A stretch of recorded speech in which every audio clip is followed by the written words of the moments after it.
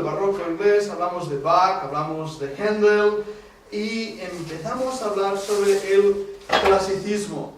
Ahí nos quedamos. Hablamos del clasicismo y es un pequeño repaso rápidamente para centrarnos dónde estamos históricamente. En el año 1750 hasta el año 1800.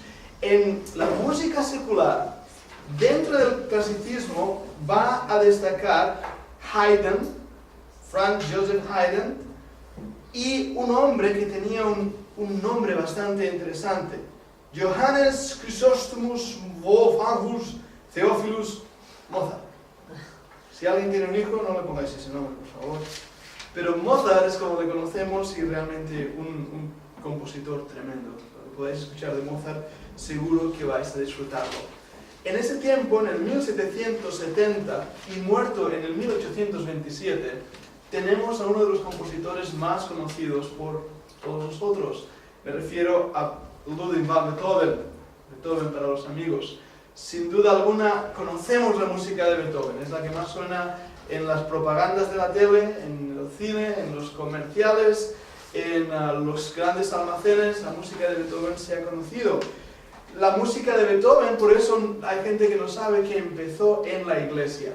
Y es algo que hemos estado destacando a lo largo de este estudio, que los compositores que llamamos clásicos empezaron su desarrollo musical dentro de las iglesias, a veces protestantes, a veces católicas, pero de alguna manera unido a la religión. Y eso nos llama la atención.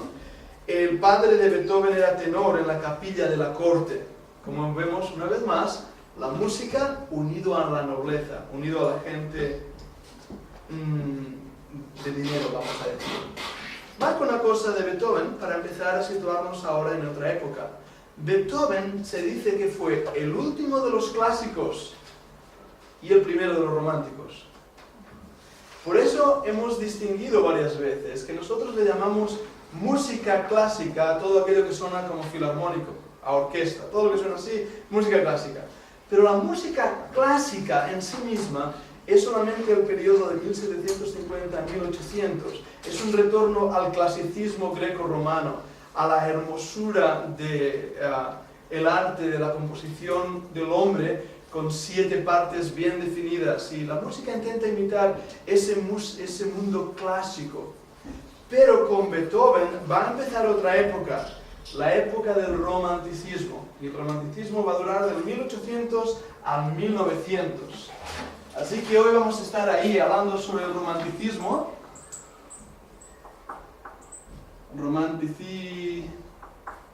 1800, 1900. Esa es la fecha que vamos a centrarnos dentro de nuestro estudio de la historia de la música. Y como veis, un estudio que estoy intentando que sea ameno y muy superficial. No es mi idea que esta sea una clase de historia de la música.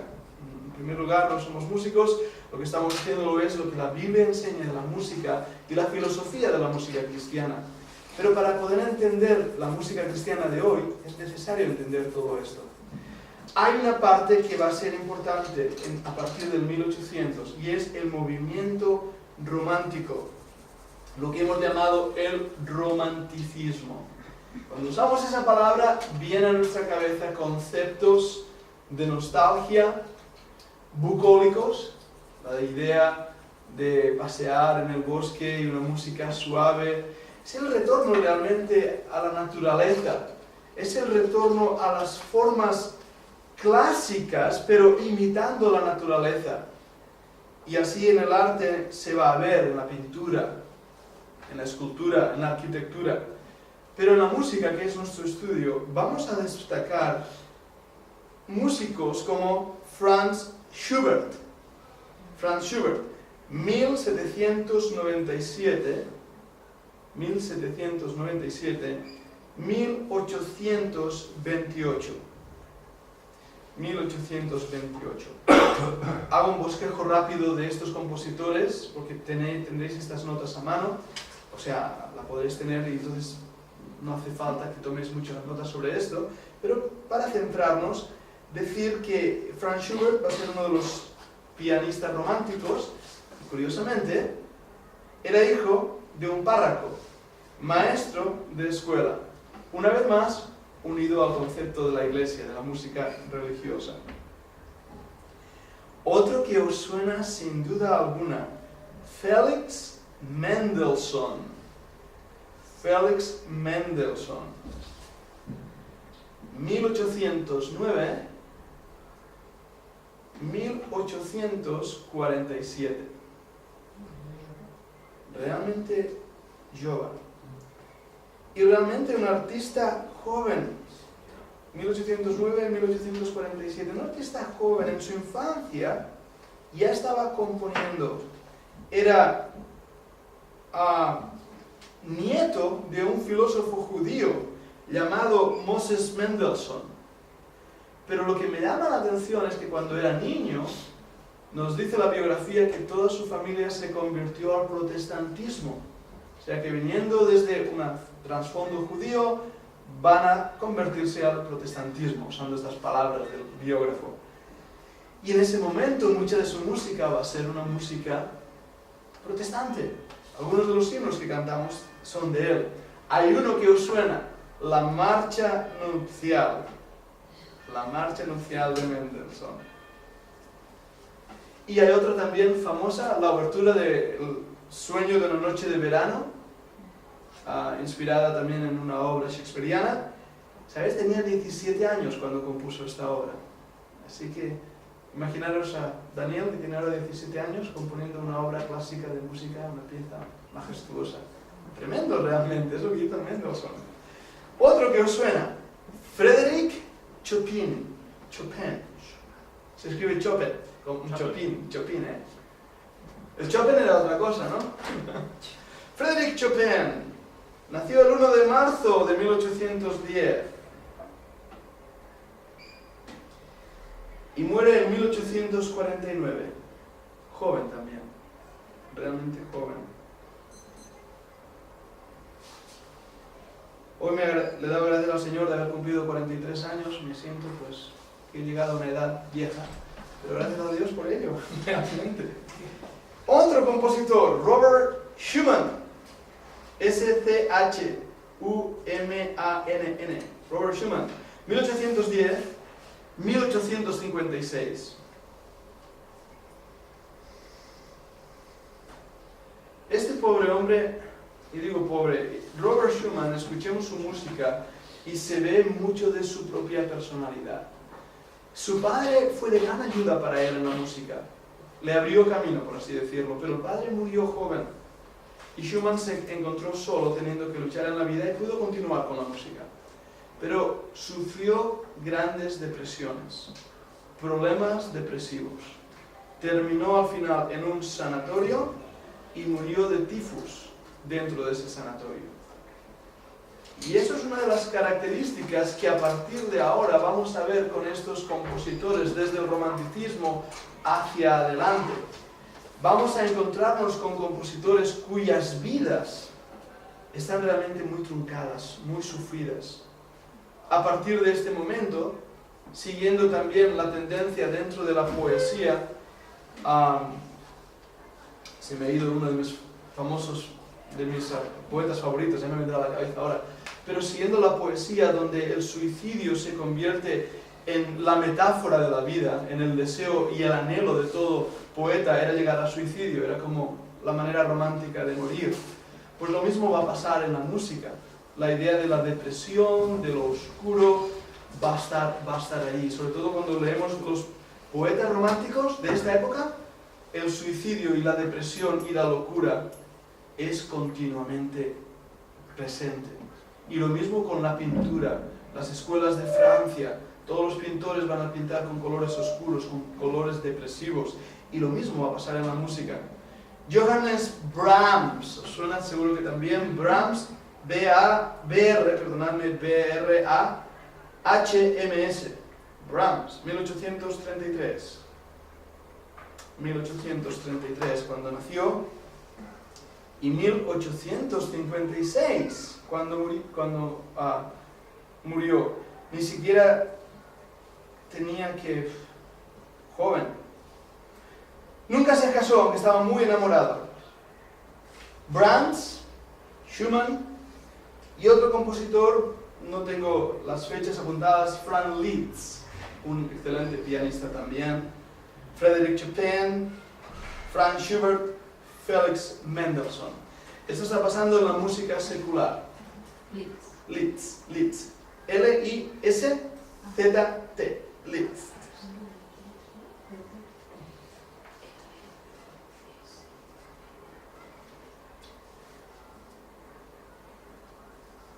No me da tiempo para hablar de todo el contexto histórico de estos músicos o del contexto que antes hablábamos de la literatura, la poesía, el arte.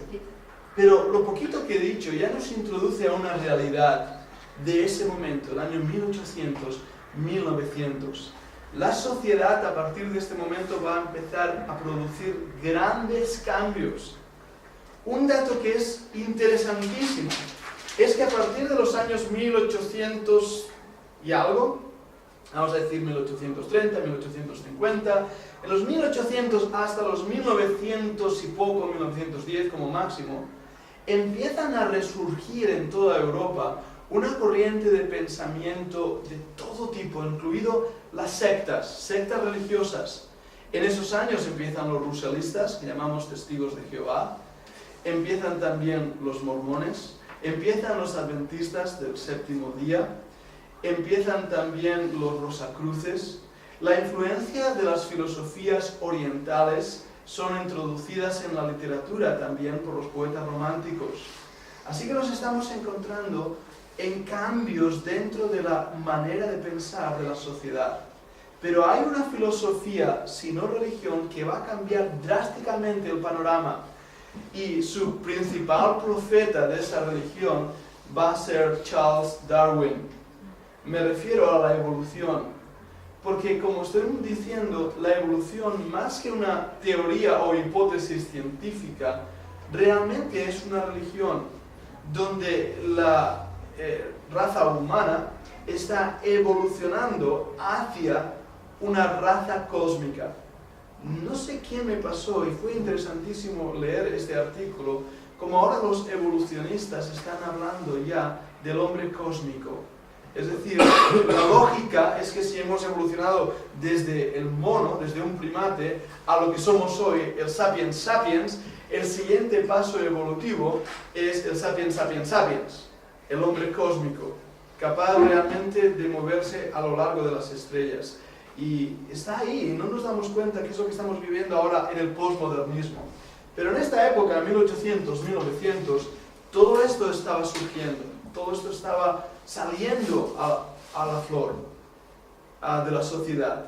Un último movimiento importante, había muchos más, pero los que influenciaron nuestro contexto, la neoortodoxia y el liberalismo alemán. Desde Karl Barth, Brüman, y los teólogos liberales de Alemania. Durante los años 1850 empieza a gestarse eso, y va a ser en 1910 en adelante, hasta el tiempo incluso del nazismo hitleriano, donde la neortodoxia va a fluir y va a cambiar el pensamiento religioso del cristianismo, negando los milagros, negando la divinidad del Señor Jesucristo, negando el nacimiento virginal, negando también la inspiración de las Escrituras. Empiezan a decir que hay mitos en la Biblia, que hay que desmitificarlas. Todo eso está ahí. Y vamos a hablar también de unas revoluciones que no podemos olvidar. Desde la Revolución Francesa, mucho anterior a esto, por supuesto, pero que había dejado ahí la semilla de las ideas de liberté, fraternité, igualité, todos somos iguales, todos somos hermanos. Pero también va a haber la revolución bolchevique. En 1812, si mal recuerdo, vamos a tener unos cambios importantísimos en Alemania.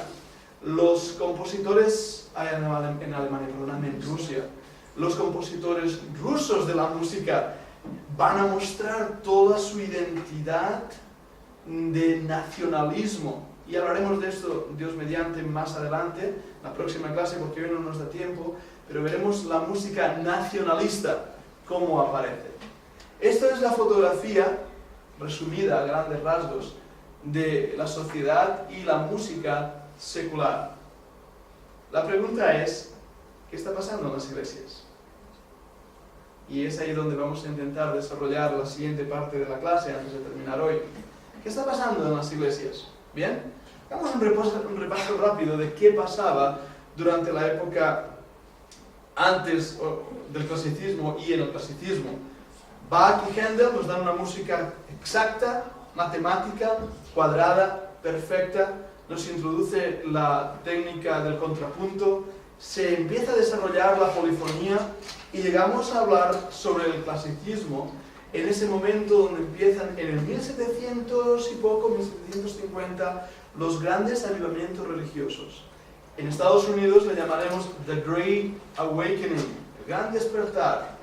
Mientras que en Inglaterra y Escocia van a haber los grandes avivamientos de la iglesia metodista.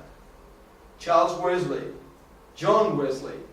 Ellos van a ser los músicos de ese movimiento religioso que sacudió el cimiento de Inglaterra. Si podéis leer algo sobre estos avivamientos, os animo a que lo hagáis. Hay historias que son inexplicables. Había una sensación tan fuerte de la presencia de Dios en el pueblo ahí en Escocia, que la gente iba a la iglesia sin tan siquiera ser invitada o recibía un folleto. Tenía una presión de buscar a Dios. Pueblos enteros se convirtieron. La música que estaba componiéndose por influencia del clasicismo era una música muy exacta, muy perfecta, muy rica.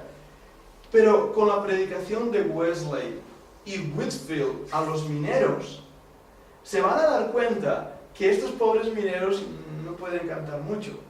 No tienen toda la experiencia para cantar esas voces y esa perfección. Así que van a bajar un poco el grado de perfeccionismo para llegar a una música más utilizable, más útil. No a bajar el nivel, sino simplemente a decir, vamos a ver cómo pueden cantar estos mineros, porque queremos que canten. Y de esta manera Wesley va a empujar una música cantable. Y vamos a ver la experiencia humana empezándose a desarrollar en los himnos. Esto es lo que estamos hablando en las últimas clases. Dios bendijo mucho esto. Y Dios hizo realmente obras tremendas dentro especialmente de lo que fue la himnología americana y británica de estos años. En España, poca cosa. Muy, muy poca cosa. La mayoría de himnos que tenemos aún en nuestro propio himnario proceden de ese tiempo, del tiempo donde se hicieron muchísimos himnos en el 1700 y 1800.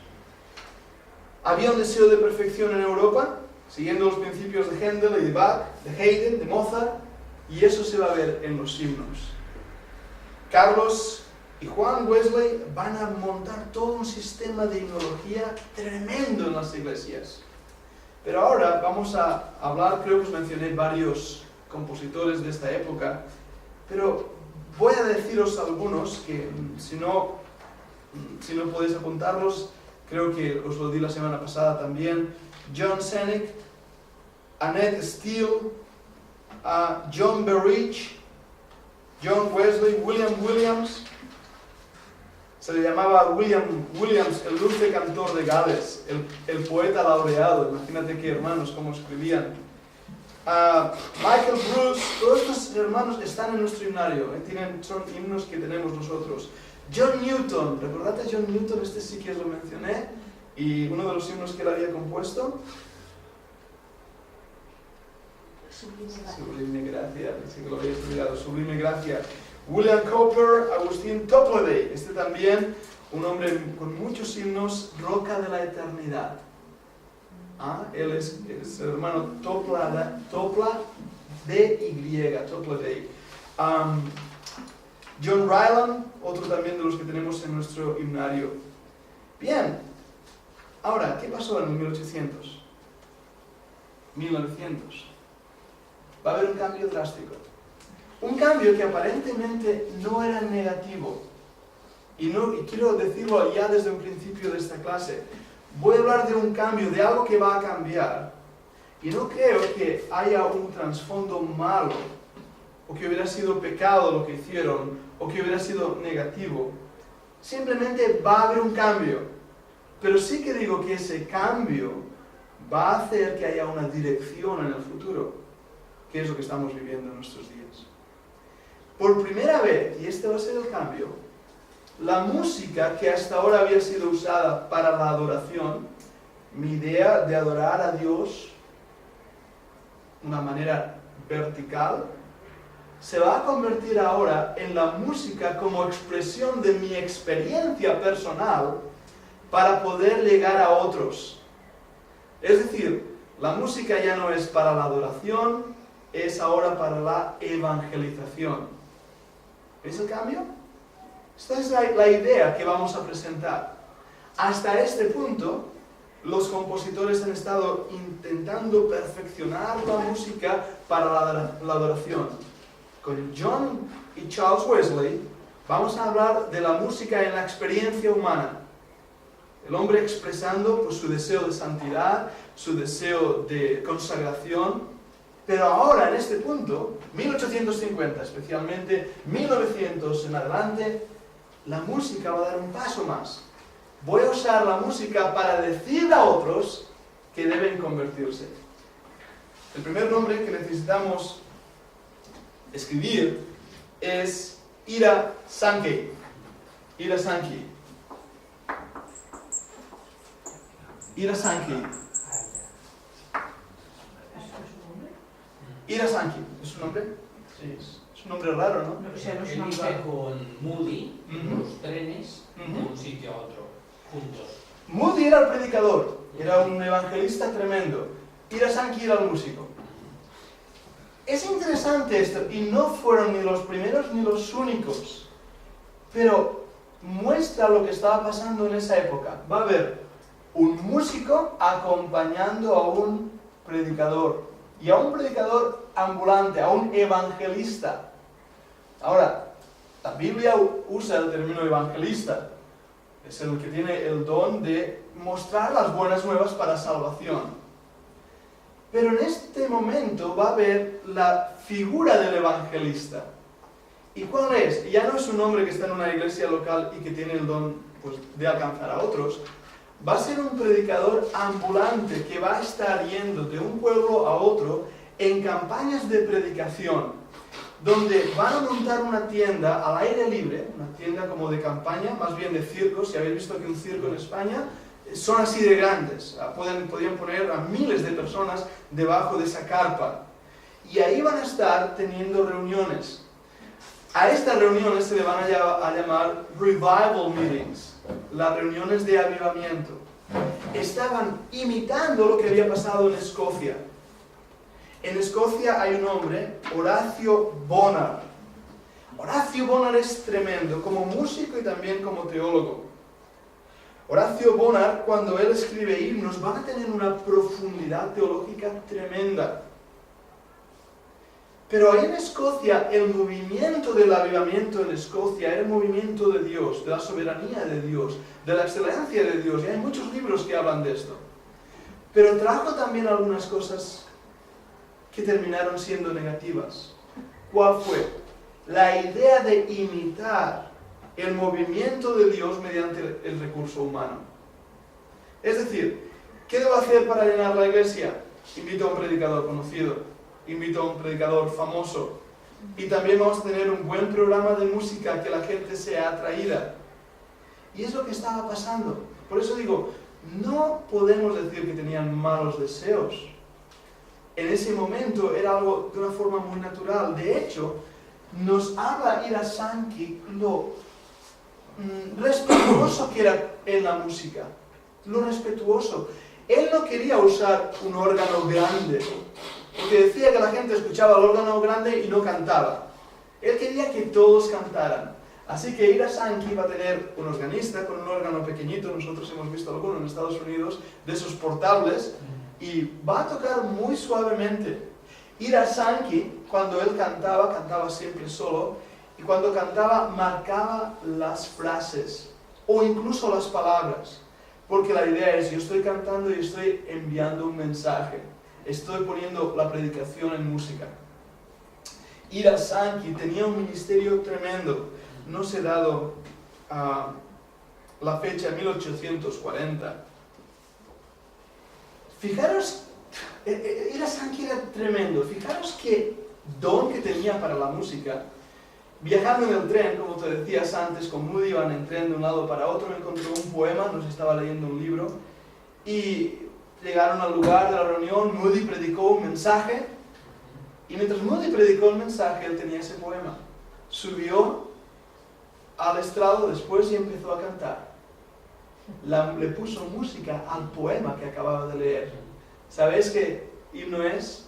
Sí. El himno de las ovejas. 99 ovejas. 99 ovejas. Y el mensaje era la oveja perdida. Y el fruto de eso fue la salvación de un hombre que no conocemos, a lo mejor sí los que hablamos inglés lo conocemos, C.T. Studd. Pues él se convirtió con este mensaje y a través de este himno. Fijaros, C.T. Studd. Tal fue el caso de las 99 ovejas. C.T. Studd más tarde se convirtió oyéndolo cantar ese himno. El fruto que realmente hizo.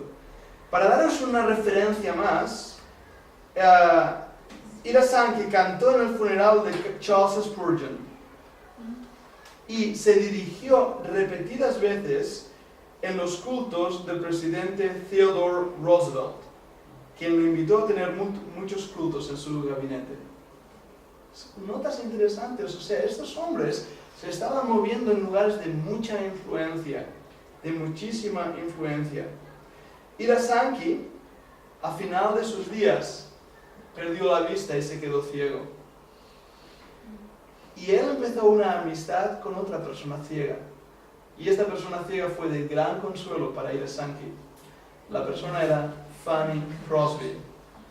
Y Fanny Crosby, si podéis leer su biografía, también es tremenda. ¡Qué mujer! Fanny Crosby. Dice que escribió unos 8.000 himnos. Nosotros que conocemos tal vez 3 o 4 en castellano. Ella escribió 8.000 libros. Le preguntaron una vez, Fanny, si pudieras pedir una cosa en la vida, ¿qué pedirías? La respuesta fue, quería ser ciega toda la vida, contad que ya lo era. Seguir siendo ciega toda la vida para que lo primero que viera fuera al Señor Jesucristo. Fanny Crosby quedó ciega como niña. Una enfermera ayudante le puso un medicamento erróneo en los ojos, y la dejó ciega. Sin embargo, Fanny Crosby mostró en sus himnos una vez más la experiencia humana. No estoy diciendo que Fanny o Ira Sankey eran, no sé, mal en hacer lo que hicieron, no. Estaban expresando una realidad que ellos vivían. Pero a la vez produjo un cambio que en el futuro habrá consecuencias. Estaba buscando en cuanto a Fanny Crosby, no sé si no tengo apuntado en las notas de hoy alguno de sus himnos, pero esto nos serviría como ejemplo para mostrar su amor hacia el Señor. Otro hombre que quiero marcar es Philip Bliss. No sé si os suena Philip Bliss. Philip de Felipe. Philip P. Bliss. Él creo que tiene bastantes himnos también. Ajá. El varón de gran dolor, ¿lo conocéis? El varón de gran dolor es el Cristo del Señor. Wow. ¿Sabéis a qué edad murió a los 39 años? Y tal vez si la providencia del Señor le hubiera dado más tiempo de vida, hubiera escrito más himnos. Este era americano. Murió en un accidente ferroviario. Y tanto Bliss como su esposa murieron en ese accidente. Lo que es curioso es que justo un mes antes de sus muertes, Philip Bliss puso música a un poema. El poema es It is well with my soul. Mi alma está bien con mi Dios. Ahora lo hemos cantado en castellano, está bien con mi Dios, le llamamos. ¿Recordáis la historia de este himno? Una familia, se había quedado el padre en Estados Unidos, la madre y las hijas se fueron hacia Inglaterra.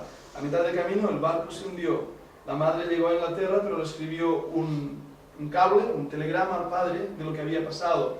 El padre cogió otro barco para dirigirse a donde estaba su esposa en Inglaterra, y cuando pasaban por el medio del mar, el capitán del barco le dijo: aquí debajo yacen sus hijas. Él bajó al camerino, tomó un trozo de papel y en ese papel escribió un poema. Y en ese poema narra esa experiencia. Y el estribillo dice: mi alma está bien con mi Dios. Yo he visto no era el original, era una reproducción de esta hoja porque se guardó con el sello del barco y todo. Cuando él llegó a Inglaterra, pues se reunió con su esposa y Philip Bliss puso la música al himno que nosotros cantamos.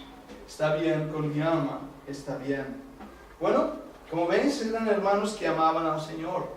Philip Bliss, Ira Sankey, a nuestra querida hermana Fanny Jane Crosby, personas que realmente querían agradar al Señor, pero dieron un cambio.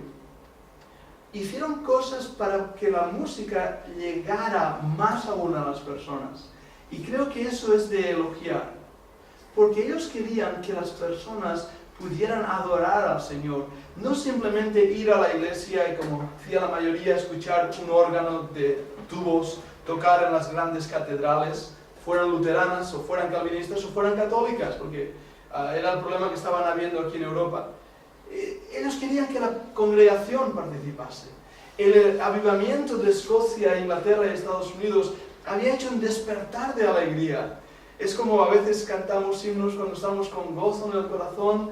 Hay uno que muchas veces canto: hay un nombre nuevo en la gloria, mío es. Y podéis imaginaros a un recién convertido saliendo de esas reuniones diciendo: hay un nombre en la gloria y es mío. Mi nombre ha sido escrito en el libro de la vida. Y podéis imaginar lo que fue para ir a Sankey cantar ese himno de las 99 ovejas perdidas. Y como uno de los himnos que cantamos, el buen Jesús al verme perdido y sin redil. Todas esas canciones hablan de mi experiencia acercándome al Señor y de la necesidad. Ven a Jesús, ahora es el momento, tal como eres. El himno favorito de la congregación, cuando al final de una predicación, tal como eres, sin más decir, ven al Señor, esa invitación. Todas esas cosas no habían pasado antes, pero iban a hacer un gran cambio en la música y en la metodología, acercándome al Señor, y de la necesidad. Ven a Jesús, ahora es el momento, tal como eres. El himno favorito de la congregación, cuando al final de una predicación, tal como eres, sin más decir, ven al Señor, esa invitación. Todas esas cosas no habían pasado antes, pero iban a hacer un gran cambio en la música y en la metodología de la iglesia. Y muchas de esas cosas las hemos heredado aún en nuestros días, sin darnos cuenta de dónde provienen, en nuestras propias iglesias. Nosotros, si hubiéramos seguido el camino de Calvino y Zwinglio y todos ellos, tal vez hoy estaríamos cantando solamente los salmos y solamente porciones de la palabra de Dios, y solamente a capela, si hubiéramos seguido a los calvinistas. Hablando de a capela, no penséis que suena mal cantar a capela. Tengo una audición que quería poneros, lo haré en otra semana, hoy no. Es tremendo como puede sonar la voz humana solamente. Pero nosotros hemos recibido toda esa herencia, y hoy en nuestras iglesias que cantamos himnos evangelísticos de estos años fundamentalmente, 1800, 1900, algunos de antes de Wesley, no muchos, pero algunos de Wesley, y algunos de esa época. Pero nuestro concepto de adoración es el resultado de estos cambios que se introdujeron durante estos años, y que tenemos que entenderlo para poder conocer el tiempo en que estamos viviendo. Hubo un teólogo que se llamaba Finney, Charles Finney. Él hizo algo que nunca antes se hacía en las reuniones. Era la idea de invitar a la conversión. La primera vez que alguien levantó la mano para aceptar al Señor Jesús en las reuniones fue a través de Finney. Eso no se hacía antes. No se oraba en público por una persona que estaba ahí mencionando su nombre. Oh, Señor, toca el corazón de Olga que se arrepienta. Eso no se hacía antes. Con Charles Finney empezó a hacerse. Y una vez más, esos cambios que se introdujeron, intentando imitar lo que había pasado en los grandes avivamientos de Escocia y Estados Unidos, junto con esta música de Fanny, Jane Crosby, Philip Bliss y Ira Sankey, cambiaría el concepto de lo que es el evangelismo.